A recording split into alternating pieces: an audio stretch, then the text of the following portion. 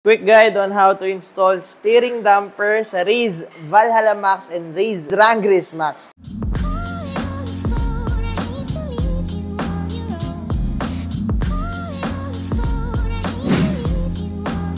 So ito yung dalawang unit natin, naka C-type premium quality build. Ito yung sample, si Raze Wrangler naman to, yun naman si Valhalla. So same lang kasi mounting nila, so isang tutorial lang gagawin natin. So ito yung mga kailangan nyo, yung steering damper, included na to sa package.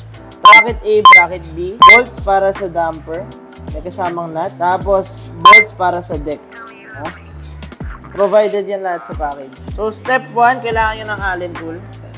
Allen multi-tool. Step 2, tanggalin yung bolts dito, natanggal na namin. Lefty-loosey lang, no? Basic lang yun. Tapos, ito para sa deck. So, itong dalawang M5, yung provider nyo lalagay sa deck. Replacement screw. So, lefty-loosey, righty-tighty, universal rule, no? Step 2, complete. Step 3, tanggalin yung ilaw. Ito natin lalagay yung bracket. Lefty-loosey lang. Step 4, kunin yung bracket B, i-align sa butas, and ipasok yung ilaw. Ganyan.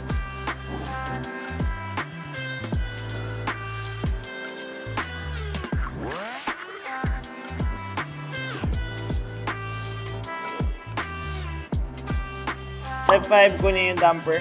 Yung patulis, yun sa palabas. Itong pabilog, papunta sa deck.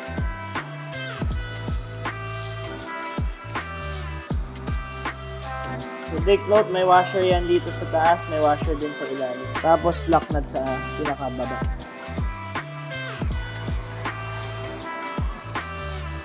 Step 6 tayo. Kabit ka naman yung sa may deck. 0-0. A. Adjustment or hanapin yung sweet spot. So, luwagan nyo muna to. Tapos, sabulin natin yung gitna. So, dapat, first rule, diretso yung gulong nyo. Second rule, yung space dito, tsaka space dyan, dapat pantay. Sige, adjust mo. Yan, ganyan. So, mamatahin nyo, dapat diretso yung gulong, number 1. Number 2, dapat yung space dito, tsaka dito, pantay. Yan. Pag pantay na, pwede nyo nang higpitan ulit.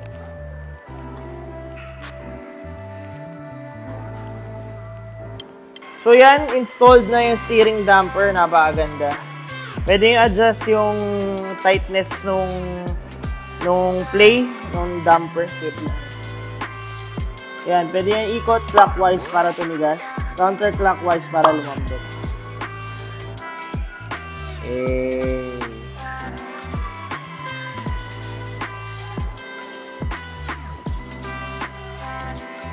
Alright, so ito pa pala, natural lang yung play na to, no? Ganyan talaga yan kasi may ball dyan sa gitna. Para ma-less yung stress sa dampers. So natural lang yung play na yan. Okay, so yan na yung full tutorial natin. Sana natutunan nyo kung paano maglagay ng steering damper for Raze Wrangler and Valhalla Max. Abit away. Yay!